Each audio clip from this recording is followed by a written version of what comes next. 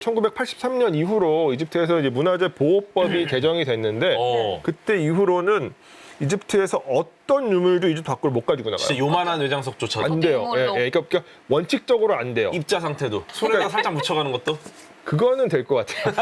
그거 다시 묻혀보세요. 나 이거 묻혀서 하얀 손 만들어 와야지. 너 이놈 왜 이렇게 손이 하얘? 외장석 아니야? 나 죄송합니다. 이미 누가 했어. 근데 잘못하면 사용당해요. 인사 시간도 맞습니다. 여러분의 시간을 낭비해드릴 느리지만 쿨한 과학 랩미팅입니다. 반갑습니다, 여러분. 반갑습니다. 반갑습니다. 저희 이제 다시 또 피라미드 얘기로 돌아가서 쿠프가 티어스에 나와 있는 요 피라미드 쿠프의 대피라미드이고 그다음 카프라, 멘카우라 이런 순서로 되어 있습니다. 요거 이제 그 크기도 쿠프, 카프라, 멘카우라 순이고 시대도 쿠프, 카프라, 멘카우라 순이에요. 그렇습니다. 이제 이집트 그 공항국에서 쿠프, 카프라, 멘카우라 3대 저 시대가 이제 이집트 피라미드 역사 속에서 전성기인 시대다. 예. 그리고 저 시대에 기자가 적극적으로 피라미드가 지어지는 장소로 활용이 되었다. 이렇게 말씀을 드리겠고 이게 이제 대피라미드고 저희 이제 이 티셔츠 도면에 나와 있는 그 피라미드죠. 이거 이제 기억나요. 들어가는 통로고 대회랑 높이가 굉장히 높은 9m 정도 되는 대회랑이고 저기에서 이제 길이 이제 두 갈래로 갈라지는데 그 아래쪽에 있는 길로 들어가면 왕비의 방이 나오고 계속 올라가면 이제 왕의 방이 나오는데 이게 이제 왕비의 방이고 네. 계속해서 대회랑을 따라서 위로 올라가면 그러니까 이 대회랑 끝에 올라가면은 예. 저렇게 수평 통로가 또 나와요. 굉장히 낮아요. 높이가 한 1m 정도밖에 안 돼요. 그러니까 거의 완전히 숙여가지고 들어가셔야 되고 저 통로의 끝에가 이제 왕의 방인데 들어갈 수 있어요, 저기? 들어갈 수 있어요. 예. 오. 들어갈 수가 있고 그리고 이제 여기서 재미있는 거는 저 통로 입구 좌우 측면에 어떤 기계가 놓여져 있죠. 네. 제습기? 이게 제습기예요. 어. 그다음에 그러니까 여기가 습기가 엄청나게 엄청나요. 엄청 습해요. 아. 제습기를 트는데도 여전히 습하고 예. 예, 아무튼 이제 그래서 그 통로를 예. 통해 들어가면 저 방이 나옵니다. 여기 왕의 방인데 이것보다 조금 더 좋은 사진을 비교를 최근에 찍었는데 요게 이제 왕의 방. 요게 조금 더 낫죠. 예, 조금 더 낫죠. 예. 예, 그리고 이제 지지난 시간에도 말씀을 드렸는데 왕의 방과 왕비의 방에서는 피라미드 바깥쪽으로 이제 뻗어나 있는 환기구가 있다. 이 티셔츠에도 지금 구현이 되어 있죠. 여기 에어샤프트. 환기구가 되게 중요하다라고 말씀을 드렸고 이게 이제 왕비의 방인데 저기 입구 좌측편에 조그마한 보이네요. 구멍 보이시죠? 아, 저번에 봤죠? 예, 저번에 이제 보여드린 사진이고, 요거는 이제 왕의 방에 있는 환기구인데, 예. 요것도 제가 사진을 좀 바꿨어요. 더 좋은 사진으로. 네. 이게 더 좋은 사진이에요. 그러네요. 그리고 요것도 왕의 방에 있는 환기구인데, 왕의 방에 있는 환기구 쿨러? 한쪽 편에는 그 팬을 달아놨어요. 예. 그러네요. 93년에 저거를 설치를 했는데 팬을 설치했는데 지금 팬이 가동되고 있지는 않아요. 근데 이제 저거를 이제 달면서 환기구 안에다가 로버트를 집어넣어서 조사를 했다. 네. 예. 세 번의 조사가 있었고 1993년, 2002년, 2011년에 조사가 있었다라고 말씀을 드렸고 그때 들어가서 봤죠. 이제 그 안쪽에 어떤 문이 있는 걸 확인을 네. 했고 예. 93년에 처음 확인을 했고 2002년에 드릴을 뚫어서 내시경을 넣고 그 방 안이 저렇게 가장 우측에 있는 사진처럼 보인다라는 사실을 2002년에 밝혀냈죠. 2011년에 저 뒤쪽에 무엇이 있을까라는 이제 고민을 했었고 저 뒤쪽 그 뒤쪽은 아직까지는 확인이 되고 있지 않은데 근데 이제 그 구멍에다가 카메라를 넣어서 그다음에 그 방 전체를 한번 이제 확인을 했는데 요렇게 이제 바닥에 어떤 숫자들이 붉은색 맞아요. 잎으로 쓰여져 있는 것까지 확인이 됐죠. 이게 2011년까지 확인된 그 네. 내용이고 저 뒤쪽에 추가 조사는 아직까지는 이루어지고 있지는 않습니다. 예정은 있는 건가요? 글쎄요, 그건 모르겠어요. 프로젝트들이 공개적으로 진행되지는 않고 약간 좀 비밀리에 진행되는 경우도 있어서 어쩌면 올해 연말에 피라미드를 만약에 문을 닫는다면 그리고 나서 조사가 이루어질 수도 있을 것 같아요. 이 왕의 방에서 되게 특별한 점, 이 천장이 수평 천장이다. 네. 그리고 이 수평 천장을 만들기 위해서 상단부에 이렇게 맞배 형태의 시설을 만들었다. 조금 더 그 부분을 확대시키면 저렇게 이제 무게를 줄이는 빈 공간을 이제 설치를 해놨고 그 가장 상단부에 상부에서 걸리는 하중을 분산시키는 맞배 형태의 시설을 만들어놨다. 네. 그래서 그 왕의 방의 천장을 수평으로 만들 수 있었다. 이렇게 이제 말씀을 드렸습니다. 그렇게. 저 모형은 저 대피라미드를 지금 파라오 쿠프의 모습이고 쿠프라고 말할 수 있는 이유는 이 사진상에서 지금 좌측 하단 부분에 쿠프라는 이름이 쓰여져 있기 때문이에요. 예. 다만 이제 저 상 같은 경우는 쿠프가 이제 생전하던 뭐 기원전 2600년 그 즈음에 만들어진 것인지 혹은 후대에 만들어진 것인지는 분명하진 않아요. 논란의 여지가 있어요. 그리고 이제 발견된 장소도 기자 이쪽이 아니라 아비도스 지역이어서 약간의 논란의 여지가 있지만 어쨌든 지금까지 구체적으로 확인되는 쿠프의 모습의 사례가 거의 없기 때문에 거의 유일한 사례다 이렇게 말씀을 드릴 수가 수가 있겠습니다. 그래서 이제 크푸의 카프라로 넘어갈 차례인데 그 이전에 크푸에서 카프라로 곧바로 왕이 계승된 게 아니라 중간에 제데프라라고 하는 파라오가 있었어요. 예. 그러니까 아마 카프라의 형일 것 같은데 어허. 이 제데프라는 피라미드를 만들긴 만들었는데 이 피라미드가 제대로 만들어지지 못했습니다. 그래서 이런 형태로 이제 아브로아시라고 하는 곳은 이런 형태로 남겨져 있고요. 네. 동생이 왕위를 이제 이어받았어요. 예. 물론 제데프라에서 카프라로 왕위가 넘어가는 과정에서 어떤 일이 발생했는지는 구체적으로 알 수는 없어요. 남아있죠. 문자 기록이 남아있지 않기 때문에. 그래서 이렇게 카프라는 자기 아버지 쿠푸가 지은 대피라미드 옆에다가 대피라미드에 준하는 규모로 이제 피라미드를 당당하게 이제 지었습니다. 근데 이제 이 피라미드 같은 경우는 상단부에 남겨져 있는 외장석에 대해서 말씀을 드렸는데 예. 조금 설명이 부족했던 것 같아요. 지지난 영상 달린 댓글들을 좀 봤는데 거기서 이 외장석에 대해서 여러 가지 말씀을 하고 계시는 분들을 많이 봤거든요.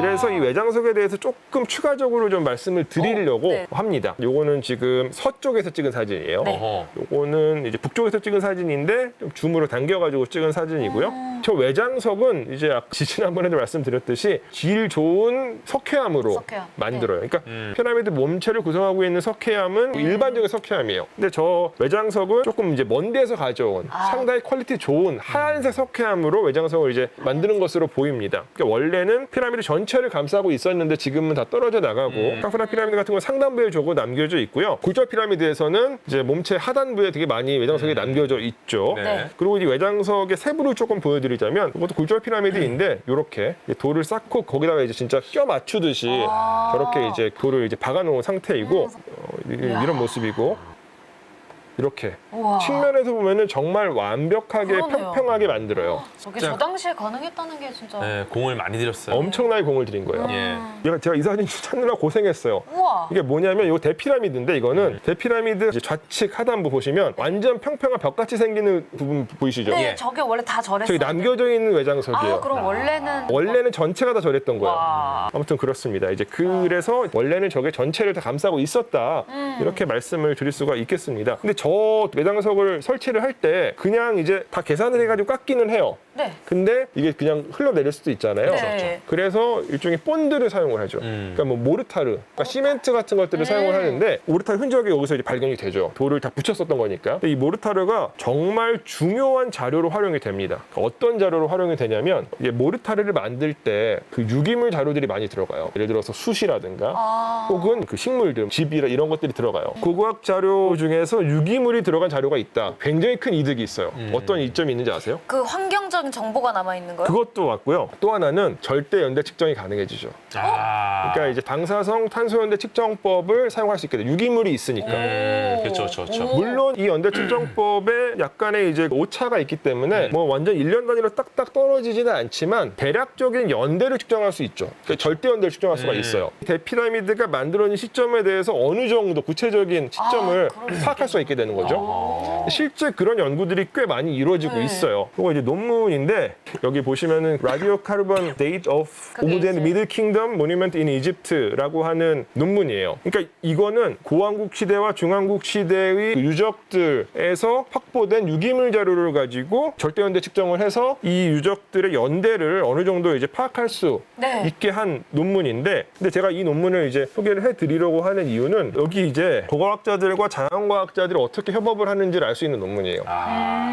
여기 저자를 보시면 제가 아는 사람 3명이에요. 와우. 3명은 이제 여기 이제 보시면은 자이 하와스, 마크 레너, 그다음에 로버트 랭키 이런 분들은 굉장히 지명도 높은 이집트 고고학자들이고요. 나머지는 아마 과학자들일 거예요. 예, 물리학자라든가 뭐 이렇게 입자 물리학이나 이런 거 하시는 분들이거나 그러니까 이런 분들이 같이 이제 합동으로 이 연구를 한 거죠. 그래가지고 이제 그 이집트 유적들에 대한 절대 연대를 이제 제안을 한 그런 연구 결과를 이제 내놓았다. 어떤 고고가 그런 학문이다라고 말씀을 드렸고, 이거 뭔지 아세요? 제가 연대를 적어놨는데 885. 요거는 서기 연대예요. 서기. 885년, 1068년, 1303년, 1754년. 왕조가 바뀌었을 뭐 그런 건가요? 이거는 그 이집트에 큰 지진이 일어난 해예요. 전혀 알 수가 없었다. 그러니까 지금까지 이제 제가 이거를 말씀드린 이유는 외장석이 지금 거의 남겨져 있지 않잖아요. 그쵸. 왜 안 남겨져 있는지에 대해서 말씀을 드리려고 이 연대를 소개를 한 건데, 저 외장석들을 나중에 사람들이 와서 피라미드 기어 올라가서 캐내서 가져간 건 아니에요. 실제로 그 캐내려고 하는 시도가 있었어요. 기록적으로 봤을 때 서기 그러니까 12세기 말 13세기 초, 그러니까 이집트의 그 아유브 왕조를 세운 그 살라딘, 뭐 사르 아딘이라고도 사르 알딘이라고 하는 그 사람의 이제 멘카우라 피라미드의 외장석을 뜯어내는 프로젝트가 진행이 됐었는데 하다가 포기했어요. 너무 힘든 일이어서. 그래서 그거를 이제 사람들이 와서 떼어내간 것은 아닌 것으로 여겨지고, 그런데 이제 이게 지진이 보시는 것처럼 200~300년마다 한 번씩 이집트에 큰 지진이 나요. 그래서 이 피라미드 주변에 외장석들이 이렇게 계속해서 떨어져 있었던 것으로 여겨져요. 그리고 이 외장석들은 말씀드린 것처럼 상당히 퀄리티가 좋은 석회암이에요. 그렇죠. 그래서 굉장히 많은 그 후대의 통치자들이 이 돌들을 가져다가 중요한 건축물들을 만들었어요. 카이로의 여러 건축물들을 만들 때 이 기자에서 가져간 석회암이 사용된 것으로 보이는데 예. 그 대표적인 사례가 술탄 하산 모스크라고 하는데 예. 저 모스크가 세워진 시점은 1356년이에요. 저 모스크 역시도 기자에서 가져간 그 석회암으로 세워진 것으로 이제 여겨지고요. 예, 그리고 이거는 이제 무함마드 알리 모스크인데 얘는 사실 조금 후대에 만들어져요. 1848년에 만들어지는데 세핑 느낌이 있네요. 세핑이죠. 19세기 신축. 중반에 예, 만들어졌으니까. 근데 이제 신축 아파트. 이 모스크를 만들 때도 그 기자의 석회암이 사용된 것으로. 그랬구나. 예.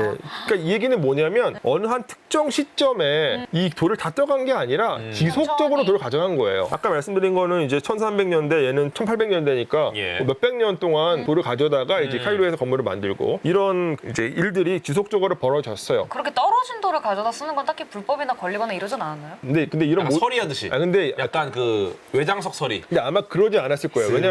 왜냐면은 이 돌을 가져다가 이 모스크를 만든 사람들은 이집트의 통치자예요. 어차피 윗사람들이 그러니까 하는 딱 거니까. 가져가면 너 뭐 하는 거야? 이러면은 저분께서 시키셨습니다. 그러면 그럼 인정. 오케이 통과. 근데 거기 분명히 슬쩍 허수들이 껴있다.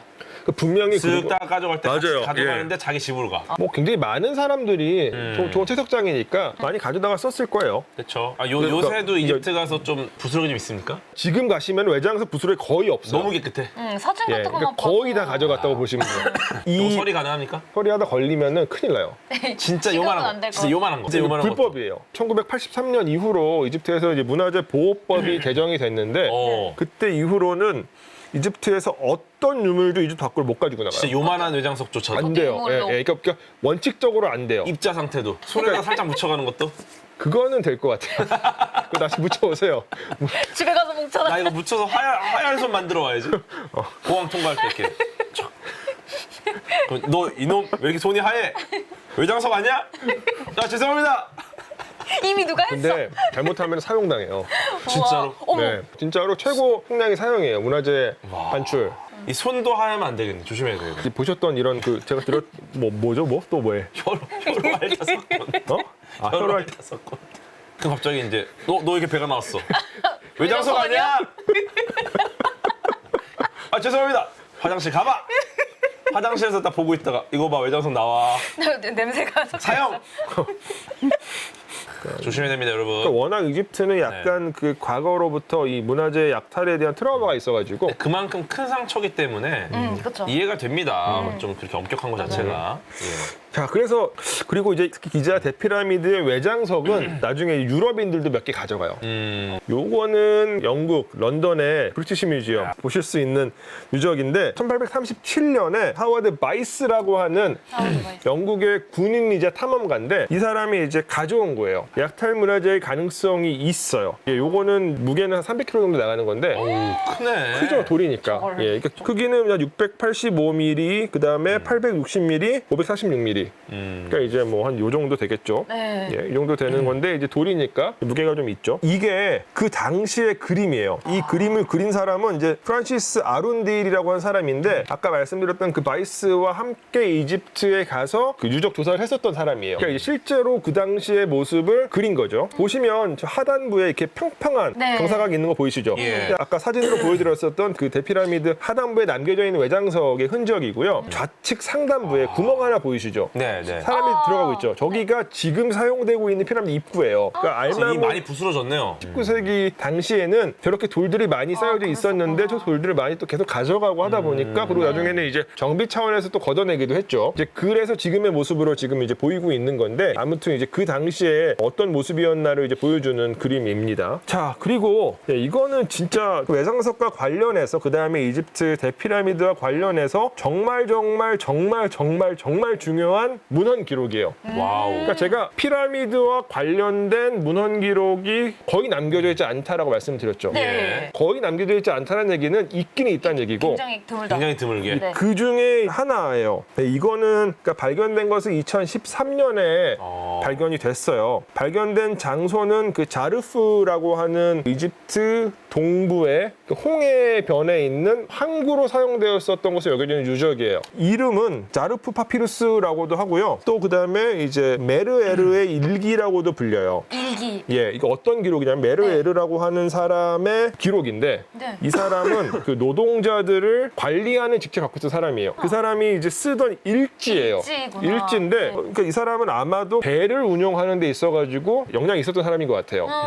그래서 이제 항구 도시에서 이 일지가 발견이 됐는데 이제 일종의 이제 관리직 공무원인데 배 타고서 사람들을 이제 뭐 이렇게 지휘하는 그런 공무원인 것 같아요. 지금 여기서 나오고 있는 이 일지의 내용은 대피라미드를 만들던 시대 어떻게 돌을 배로 날랐는지 그 방법이 써 있나요? 방법이 써있지는 않고 빡셌다. 그 내용이 써 있어요. 외장석은 한 10km 떨어진 강 건너에 있는 투라라는 지역에서 그 캐가거든요. 질 좋은 돌이 나는 채석장이 있어서 네. 그 투라에서 예. 돌을 캐서 배에 실어서 강 건너가야 되잖아요. 네. 그 과정이 쓰여져 있어요. 여기 보시면 저기에 그 아케트 쿠프라고 쓰여져 있어요. 예. 아케트쿠프. 아케트 쿠프는 대피라미드의 이름이에요. 뜻은 쿠프의 지평선. 대피라미드 자체의 이름이 아케트 쿠프고 그 뜻은 쿠프의 지평선. 아, 피라미드 이름이 쿠프의 지평선이라는 이름인 예, 그렇죠. 거죠? 예, 그러니까 여기 이제 타원형으로 틀 보이시죠? 네. 틀이 예. 있고 그 아래쪽에 선이 가 있어요. 예. 저 틀을 이제 카루투시라고 하고 보통 이제 왕의 이름을 저기다가 써 넣죠. 예. 그리고 그 아래쪽에 저 약간 이자. 이자인데 자세히 보시면은 약간 새 모양이에요. 약간 새. 닌자가 쓴 이자. 새같이 새같이 이거 새 머리 보이고 새 다리 보이고 약간 네. 예. 그러니까 이거는 그 히에라틱이라는 문자 체계인데 이게 필기체예요. 그리고 그 아래쪽에 대충 쳐놓은 그 약간 예. 타원 같은 거 있고 보이고 조리퐁 느낌. 맞아요, 조리평. 그 예. 안에 이렇게 선도 그려져 있고, 예. 그리고 그 아래에 아무튼 이렇게 그 빵 모양 글자가 하나 쓰여져 있는데, 저게 이제 아케트 쿠프라는 글자고, 어허. 저거를 이제 히에로글리프로 쓰면 요겁니다. 그러니까 요거는 정자체예요. 정자체고, 아까는 필기체. 아까는 이제 필기체고. 조리퐁 좀 아쉽네요. 조리폰 같지 않아. 조리평 이렇게 조리퐁이 예, 저기 있어야 이렇게 되는데. 이 티어스 그려져 있는 대피라미드 이름을 목 뒤에다가 이제 써놨죠. 깔끔합니다. 예, 근데 이제 저 이름이 저 파피루스에 쓰여져 있다. 그래서 저 파피루스 같은 경우는 아까 이제 이노아님이 이제 무슨 내용인지 정말 궁금하다 말씀하셨는데 네. 저 파피루스는 2013년에 발견이 됐는데 이제 학자들이 딱 파피루스 나오면 아하. 곧바로 막 다 읽을 수 있는 경우는 거의 없어요. 파피루스가 이제 발견될 때는 조각조각 나 있기 때문에 다 이제 모아가지고 다 이제 엮고 그다음에 이제 해독을 해야 되거든요. 그래서 저 파피루스에 대한 관련된 내용이 이제 해독되고 연구 뭐 논문이나 책으로 출간이 돼야지 실제로 이제 어떤 자료에서 가치가 생겨요. 그렇군요. 그 연구는 이제 2017년에 출간이 됐는데 레 파피루스 딜라 메르룩는 홍해. 그러니까 여기서는 저 파피루스 이름을 이제 홍해 파피루스 1호로 이제 명명을 해놨고 그 아래쪽에 르 저널 디 메르에르로 써 있죠. 그러니까 메르에르의 일지라고 이제 쓰여져 있어요. 그러니까 이거를 이제 관심 있으시면 찾아보시면은 이제 그 내용을 아실 수가 있고 내용의 일부를 조금 소개를 해드리자면 번역을 간단하게 한 건데 좀 읽어보겠습니다. 제 26일 감독관 메레르가 이 파피루스의 이제 저자죠. 이제 저자. 주인이에요, 주인. 네. 그의 부하들과 함께 투라에서 돌을 싣고 쿠프의 지평선으로 향했다. 쿠프의 지평선 피라미드예요. 피라미드. 투라는 저 질 좋은 외장석에 사용되는 석회암이 나는 채석장이고 아, 그리고 쿠프의 호수에서 밤을 보냈다. 사실 쿠프의 호수는 어딘지 저는 잘 모르겠어요. 근데 아마도 지난 시간에도 말씀을 드렸는데 피라미드 이제 앞쪽까지 운하를 만들어 놨다고 말씀드렸죠. 예. 근데 이제 배에다가 돌을 실어서 이동을 하는데 이게 밤이 되면 더 이상 이동을 할 수가 없게 되니까 그 이제 운하 어딘가에서 약간 정박을 해가지고 이제 하룻밤을 보냈다. 이렇게 볼 수 있을 것 같아요. 제 27일 돌을 싣고 쿠프의 호수에서 항해를 시작하여 쿠프의 지평선으로 나아갔다. 쿠프의 지평선에서 밤을 보냈다. 일단 도착을 한 거예요. 제 28일 아침에 쿠프의 지평선에서 출발하여 강을 거슬러 올라 투라에 도착했다. 그러니까 다시 돌을 내려놓고 다시 배에 타고 투라로 간 거예요. 그래서 왔다 갔다 거린 것 같아요. 제29일 감독관 메레르는 투라에서 돌을 채석하며 하루를 보냈고 투라에서 밤을 보냈다.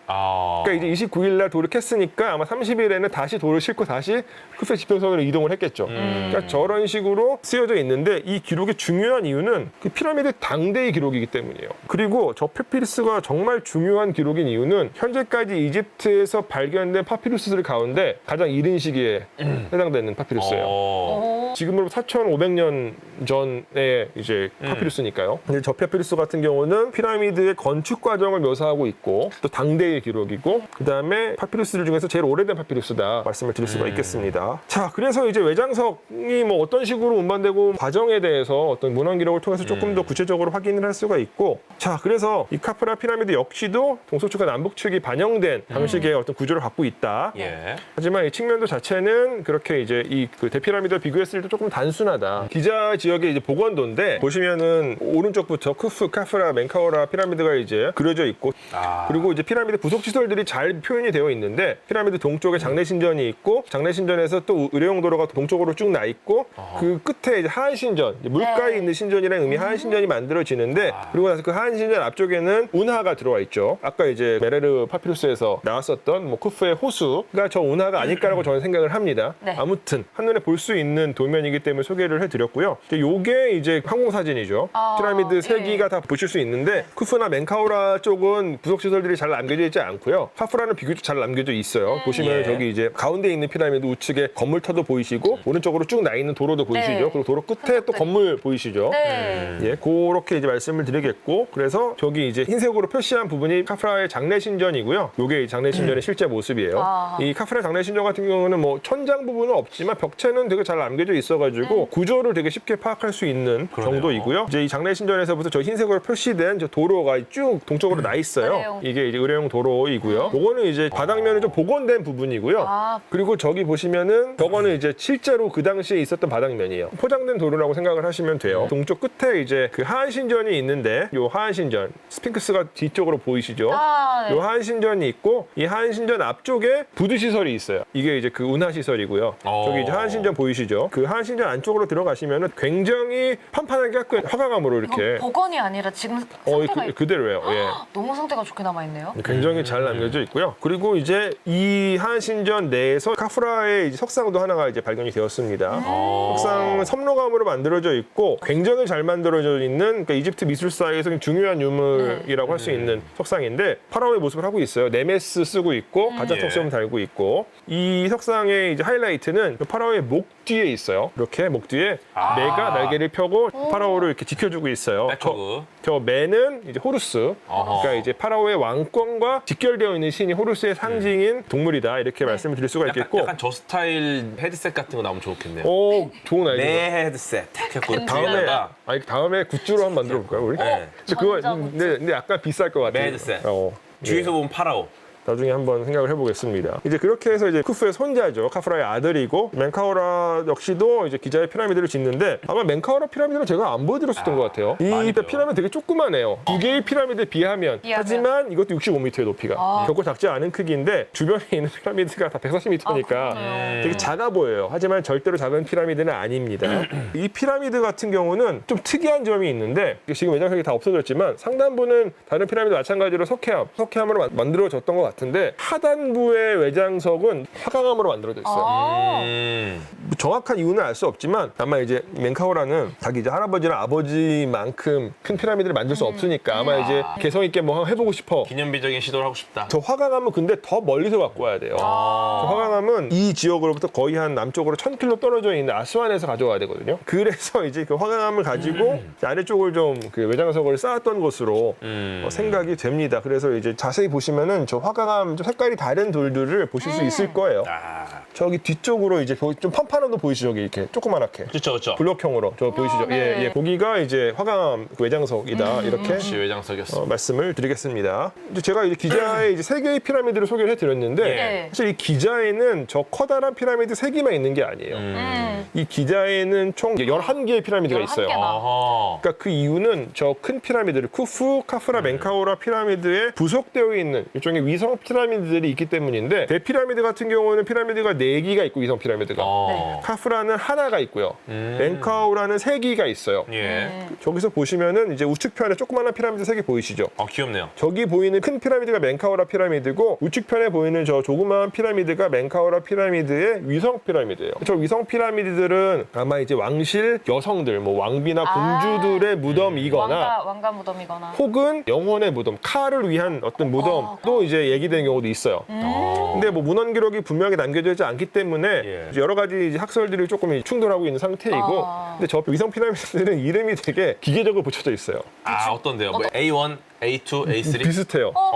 저 기자의 G가 붙고요. 네. 그다음에 기자의 피라미드가 3기가 있잖아요. 제일 큰 피라미드가 1, 2, 3이에요. 순서대로. 그래서 멘카우라 피라미드는 G3이에요. G3. G3-A, G3-B, G3-C. 위성처럼. 나중에 쓰인 거예요? 아직 붙인 거죠, 그냥. 이 대피라미드의 위성 피라미드들에 붙여져 있는 이름은 G1A, G1B, G1C 이렇게 되죠. 왜냐하면 대피라미드가 G1이니까. 이게 대피라미드의 위성 피라미드들이에요. 대피라미드의 동면에 위치하고 있어요. 저기 자세히 보시면은 좌측편에 좀 검정색 돌 보이시죠? 네. 저기가 대피라미드의 장례신전 바닥터예요. 그렇게 일단 감사합니다. 말씀을 드리겠고, 보시면은 저 이름 좋네요. 카프라 멘카우라가 이 피라미드 역사 속에서 피라미드가 뭐 최고로 잘 지어지던 피라미드 전성기의 파라오들이다라고 제가 말씀을 드렸죠. 예. 그런데 멘카우라의 후계자인 셰프스카프, 셉세스캅. 셰프스카프는 이런 셉세스캅. 굉장히 특별한, 굉장히 좀 이상한 시도를 해요. 갑자기 피라미드를 포기해요. 짓는 걸 포기하는 예, 거예요? 피라미드를 짓지 않아요. 셉세스카프가 예. 이름 따라간다. 사람이 이름 따라간다더니. 예, 이게 이름 예. 따라간다더니 그럴 줄 알았다네요. 그러니까 왜 셰프스카프가 셉세고. 피라미드를 포기했는지, 또 셰프스카프는 그럼 어떤 형태의 무덤을 만들었는지는 셉세스캅. 다음 시간부터 다시 좋습니다. 이야기를 이어나가겠습니다. 그러니까 이제 다음 시간부터 이제 피라미드가 이제 몰락해가는 과정, 그다음 셰프스카프가 왜 피라미드를 포기했는지에서부터 이야기를 하겠습니다. 좋습니다. 예. 인사 시간도 맞습니다. 여러분의 시간을 낭비해드릴 느리지만 쿨한 과학. 랩 미팅이었습니다. 감사합니다, 교수님들. 감사합니다. 감사합니다. 안녕히 주무세요.